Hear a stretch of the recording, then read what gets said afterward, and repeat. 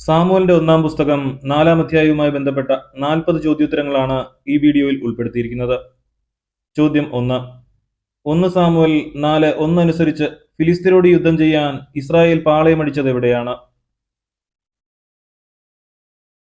ഉത്തരം എബനേസറിൽ. ചോദ്യം 2.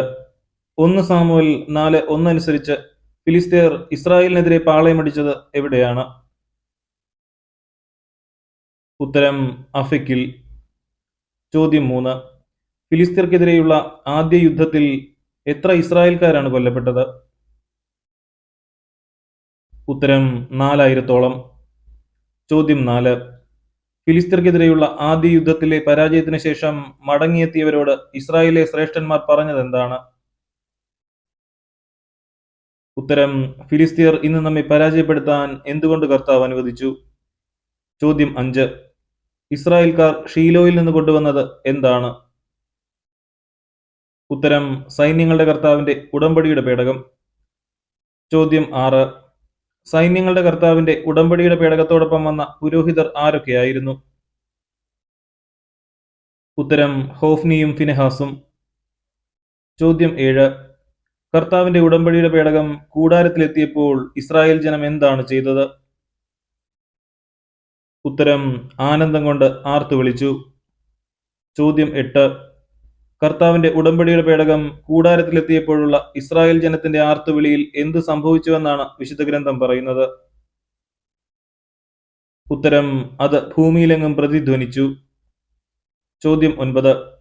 കർത്താവിന്റെ ഉടമ്പടിയുടെ പേടകം കൂടാരത്തിലെത്തിയെന്ന് ഫിലിസ്ത്യർ മനസ്സിലാക്കിയത് എങ്ങനെയാണ്? ഉത്തരം ആർത്തുവിളിയുടെ ശബ്ദം കേട്ട്. ചോദ്യം 10. പാളയത്തിൽ ആരെത്തിയിട്ടുണ്ടെന്നാണ് ഫിലിസ്ത്യർ പറഞ്ഞത്? ഉത്തരം ദേവന്മാർ. ചോദ്യം 11. ഫിലിസ്ത്യർ ഭയചകിതരായത് എപ്പോഴാണ്? ഉത്തരം കർത്താവിന്റെ പേടകം കൂടാരത്തിലെത്തിയെന്ന് മനസ്സിലാക്കിയപ്പോൾ. ചോദ്യം 12. ആ ദേവന്മാരുടെ ശക്തിയിൽ നിന്ന് ആര് നമ്മളെ രക്ഷിക്കുമെന്ന് പറഞ്ഞത് ആരാണ്? ഉത്തരം ഫിലിസ്ത്യർ. ചോദ്യം 13. ദേവന്മാർ ഈജിപ്തുകാരെ മരുഭൂമിയിൽ വെച്ച് എന്ത് ചെയ്തുവെന്നാണ് ഫിലിസ്ത്യർ പറഞ്ഞത്? ഉത്തരം നിരവധി ബാധകൾ കൊണ്ട് ഞെരുക്കി. ചോദ്യം 14. നിങ്ങൾ ധീരതയോടും പൗരുഷത്തോടും കൂടി യുദ്ധം ചെയ്യുവിനെന്ന് പറഞ്ഞത് ആരാണ്? ഉത്തരം ഫിലിസ്ത്യരുടെ നേതാക്കൾ. ചോദ്യം 15. 2-ാം യുദ്ധത്തിൽ ഇസ്രായേലിലെ എത്ര പടയാളികളാണ് നിലം പതിച്ചത്? ഉത്തരം 30,000. ചോദ്യം 16. 2-ാം യുദ്ധത്തിന് ശേഷം ഫിലിസ്ത്യർ കൈവശപ്പെടുത്തിയത് എന്താണ്? ഉത്തരം ദൈവത്തിന്റെ പേടകം. ചോദ്യം 17. യുദ്ധത്തിൽ കൊല്ലപ്പെട്ട പുരോഹിതന്മാർ ആരൊക്കെയായിരുന്നു? ഉത്തരം ഹോഫ്നിയും ഫിനെഹാസും. ചോദ്യം 18. യുദ്ധരംഗത്ത് നിന്നോടി ഷീലോയിലെത്തിയ മനുഷ്യൻ ഏത് ഗോത്രത്തിൽപ്പെട്ടവനായിരുന്നു? ഉത്തരം ബെഞ്ചമിൻ. ചോദ്യം 19. യുദ്ധരംഗത്ത് നിന്നോടി ഷീലോയിലെത്തിയ മനുഷ്യന്റെ വസ്ത്രത്തിന്റെ അവസ്ഥ എന്തായിരുന്നു? ഉത്തരം വലിച്ചു കീറിയിരുന്നു. ചോദ്യം 20. യുദ്ധരംഗത്ത് നിന്നോടി ഷീലോയിലെത്തിയ മനുഷ്യന്റെ തലയിൽ എന്താണ് ഉണ്ടായിരുന്നത്? ഉത്തരം പൂഴി. ചോദ്യം 21. യുദ്ധരംഗത്ത് നിന്നോടിപ്പോയ മനുഷ്യൻ ഷീലോയിലെത്തിയപ്പോൾ ഏലി എവിടെയാണ് ഇരുന്നിരുന്നത്? ഉത്തരം പീഠത്തിൽ.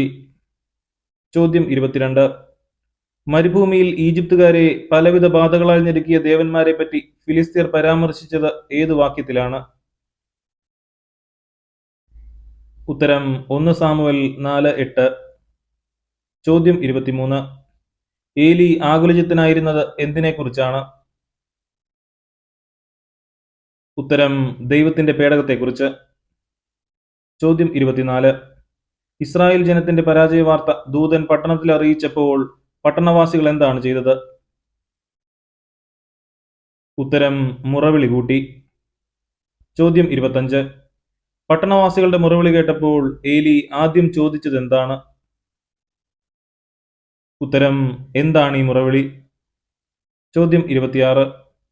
ഇസ്രായേൽ ജനത്തിന്റെ പരാജയ വാർത്ത ദൂതൻ അറിയിക്കുന്ന സമയത്ത് ഏലിയുടെ പ്രായം എത്രയായിരുന്നു? ഉത്തരം 98. ചോദ്യം 27. താൻ എവിടെ നിന്ന് വന്നതാണെന്നാണ് ദൂതൻ ഏലിയോട് പറഞ്ഞത്? ഉത്തരം പടക്കളത്തിൽ നിന്ന്. ചോദ്യം 28. മകനെ എന്തു സംഭവിച്ചു എന്ന് ഏലി ചോദിച്ചത് ആരോടാണ്? ഉത്തരം ദൂതനോട്. ചോദ്യം 29. ദൂതൻ അറിയിച്ച വാർത്തയുടെ ശരിയായ ക്രമമേത്? 1. വലിയ പരാജയം. 2. ദൈവത്തിന്റെ പേടകം പിടിക്കപ്പെട്ടു. 3. ജനങ്ങൾ കൊല്ലപ്പെട്ടു. 4. ഇസ്രായേൽ തോറ്റോടി. 5. ഹോഫ്നിയും ഫിനെഹാസും വധിക്കപ്പെട്ടു. ഉത്തരം 4, 3, 1, 5, 2. ചോദ്യം 30. ഏലി പീഠത്തിൽ നിന്ന് പിറകോട്ട് മറിഞ്ഞത് എന്തു കേട്ടപ്പോഴാണ്? ഉത്തരം ദൈവത്തിന്റെ പേടകം. ചോദ്യം 31. ഏലി ഇസ്രായേലിൽ ന്യായാധിപനായിരുന്നത് എത്ര വർഷമാണ്? ഉത്തരം 40 വർഷം. ചോദ്യം 32. ഫിനെഹാസിന്റെ ഭാര്യയെ പറ്റിയുള്ള ആദ്യ പരാമർശം എങ്ങനെയാണ്? ഉത്തരം അവൾക്ക് പ്രസവ സമയം അടുത്തിരുന്നു. ചോദ്യം 33.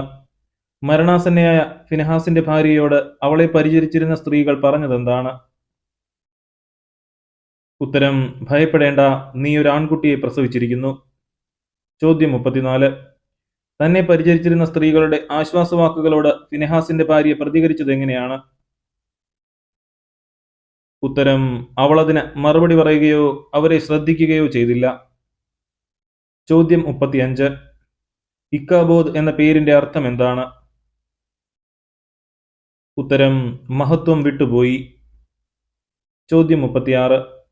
മഹത്വം ഇസ്രായേലിൽ നിന്ന് വിട്ടുപോയിരിക്കുന്നുവെന്ന് ഫിനെഹാസിന്റെ ഭാര്യ പറഞ്ഞത് എന്തുകൊണ്ടാണ്? ഉത്തരം ദൈവത്തിന്റെ പേടകം പിടിക്കപ്പെട്ടതിനാൽ. ചോദ്യം 37. ഏലിയുടെ മരണത്തിന് ശേഷം ഉടൻ പരാമർശിക്കപ്പെടുന്ന വ്യക്തി ആരാണ്? ഉത്തരം ഫിനെഹാസിന്റെ ഭാര്യ. ചോദ്യം 38. പൂരിപ്പിക്കുക. ഏലിക്ക് 98 വയസ്സുണ്ടായിരുന്നു. അവൻ ഡാഷ് ആയിരുന്നു. ഉത്തരം മിക്കവാറും അന്ധനും.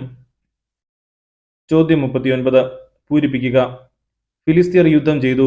ഇസ്രായേൽ പരാജയപ്പെട്ട് കൂടാരത്തിലേക്ക് പലായനം ചെയ്തു. വലിയൊരു ഡാഷ് നടന്നു.